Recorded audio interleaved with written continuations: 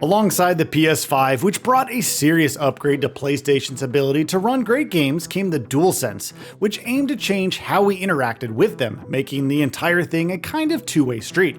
Its haptics were designed for immersion, being able to simulate a range of different surfaces, weapons, and other effects, while its triggers would adapt to what was in your hands on screen, making for a controller that feels like it's a part of the game along with you. The touchpad and speaker made a very welcome return from the PS4 as well. However, not all games make use of the DualSense's immersive capability, and yet others do, with some very nice results. If you're looking to find a few titles that do the DualSense justice, we've got a few great ones for you, so let's get started. Number 1. Ghost of Yotei.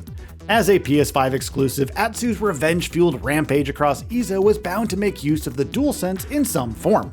The guiding wind was already mapped to the touchpad, as were a couple of key functions, but having players swipe across the touchpad to navigate their shamesans, or actually move and tilt their controllers to cook over a campfire were fantastic touches that brought a layer of realism to the open world and its activities.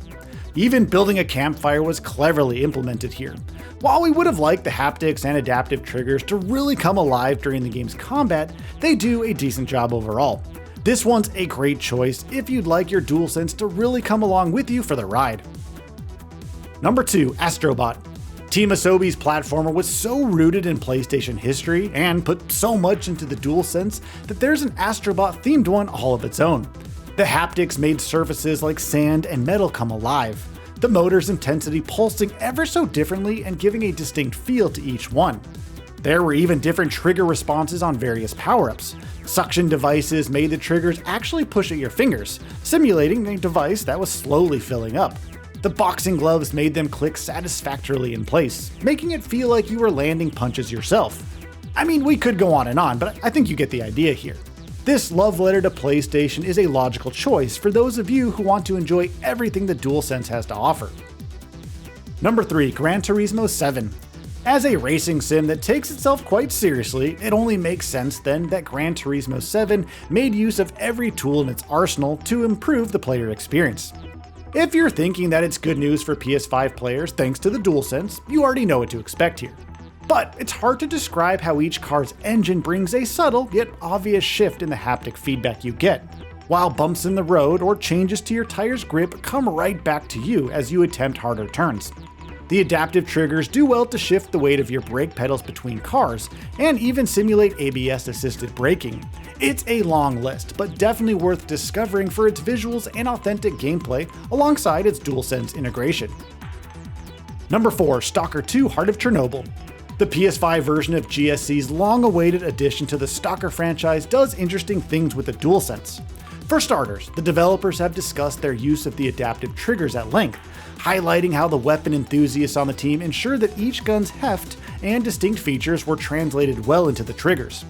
All of the game's radio chatter is routed through the DualSense's speaker, while the haptics have been trained to simulate a variety of different, varied surfaces across the zone's many biomes. In a game that's as immersive as Stalker 2, the PS5 version is the one to beat, and the DualSense is a major part of that distinction. Number 5. Marvel's Spider-Man 2.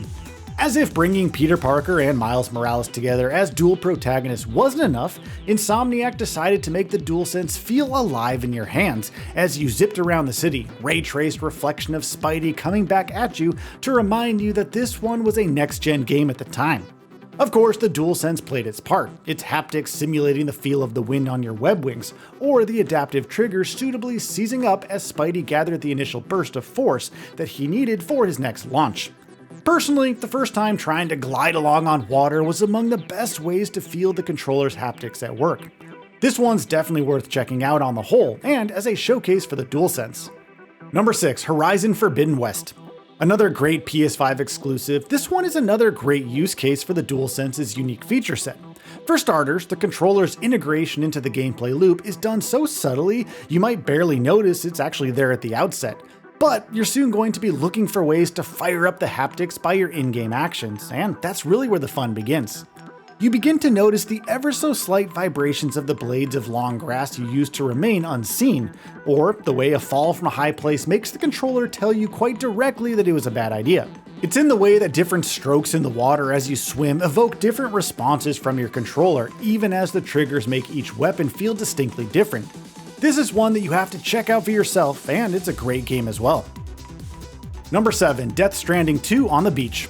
Hideo Kojima's 2025 masterpiece needs no introduction, but Sam Porter's latest adventure does bring some interesting DualSense focused touches to the table. It essentially made the controller feel like an extension of Sam and the player, with every texture the character stepped across making the controller come alive just a bit differently in our hands. The triggers made us feel the weight of his cargo when he handled it, even as every drop of rain from a timefall occurring around us gave us a sense of foreboding thanks to the DualSense making us uncomfortably aware that time was of the essence. It's brilliant stuff, and perhaps an indicator of even better things to come for the controller in the near and distant future. Number 8. The Last of Us Part 1. This remake of Naughty Dog's original 2013 classic did very well to make good use of the DualSense to elevate an experience that was so familiar it ran the risk of feeling dated. Guns and Ellie's bow are suitably different in your hands thanks to the triggers, while the haptics add to the tension you feel when you're navigating the environments that cause it. They're also a part of some of the story's most important moments, bringing a subtle yet fresh touch to those scenes in a way that wasn't possible at the time of the game's development. If you're a fan and would like to experience the original adventure in a fresh new way, the DualSense is going to help with that. Number 9. Dead Space Remake. Returning to the USG Ishimura with a DualSense in our hands made for an interesting time when we tried this one out. The plasma cutter suddenly felt all the more satisfying to use, the haptic feedback from each shot working well with the visuals of the terrifying necromorphs being put down in front of you.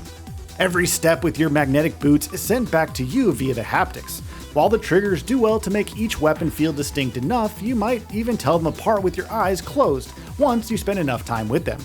If you have the stomach for some scares here, give this one a go. Number 10. Final Fantasy VII Rebirth.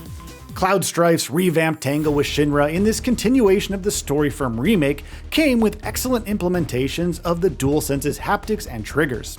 They did well to add the usual immersive layers we've come to expect to the game's combat and exploration, but were also neatly tied into the story and even a few minigames as well. Rebirth is a great example of how the DualSense could be weaved into a game's narrative cutscenes as well, while also being a part of more than just combat and a way to simulate the texture of the ground under a player's feet. This one's a no-brainer on the controller front, and you're likely going to enjoy it all on its own merits as well. Number 11. Alan Wake 2. This one's probably our favorite one of the lot. Now, there's a case to be made for combining a controller like the DualSense and a game that's as atmospheric as this one. While the visuals could take a while to praise considering how great they look on a PS5, having the DualSense add on to that immersion is a great way to enjoy an experience that's already among the finest ones you can find. From the way the rain patters down around you while the controller gently vibrates to make you feel like a few drops caught you instead, to how a shotgun and crossbow feel ghastly different thanks to the triggers working very well to make that so. This is a game that you're going to find excuses to replay once you finish it for the first time. Number 12. Black Myth Wukong.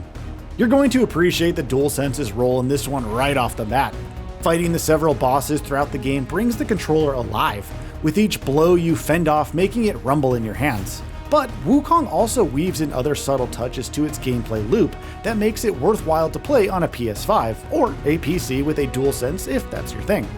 From resistance to your staff to the buildup of spells, the adaptive triggers are always looking for ways to differentiate your gear, while the haptics do a great job of simulating different occurrences and of course making combat come to life. Tracing the steps of the protagonist is certainly a task worthy of the DualSense. Number 13. Deathloop. Deathloop is a solid example of the DualSense being used effectively across the board in a video game. The haptics are woven into your exploration loop, effectively making each surface you walk across feel as it should in the real world, while the triggers differentiate your weapons very well indeed here. But integrating the haptics into cutscenes made for an experience that was all the more engaging as a result, adding weight to the moments where the developers really wanted it. Take the DualSense along to Black Reef and you're not going to be disappointed. Number 14. Stray. Now we can't help but feel like this one was made for the DualSense and not the other way around. The controller feels like such an important part of this surreal adventure, coming alive with every purr your feline protagonist makes.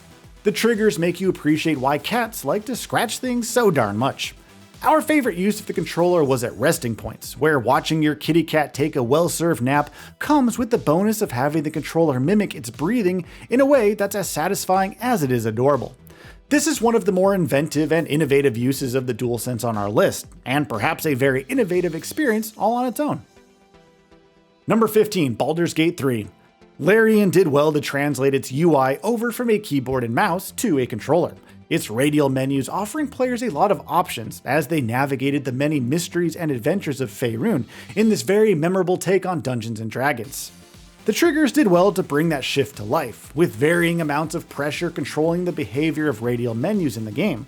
The light bar on the DualSense switches colors depending on the spell you're casting, while the haptics rumble away at the appropriate times to make things interesting. It's surely worth a shot, especially with official modding support from Larian for the PS5 thrown into the mix. And that's a wrap on games that are best enjoyed on the PS5 thanks to how the DualSense makes them even better. Here's to many more on the horizon. So what are your thoughts on this? Go ahead and share them in the comments below. And if you like this video, please subscribe to the channel and enable all notifications by clicking the bell icon to get new video updates.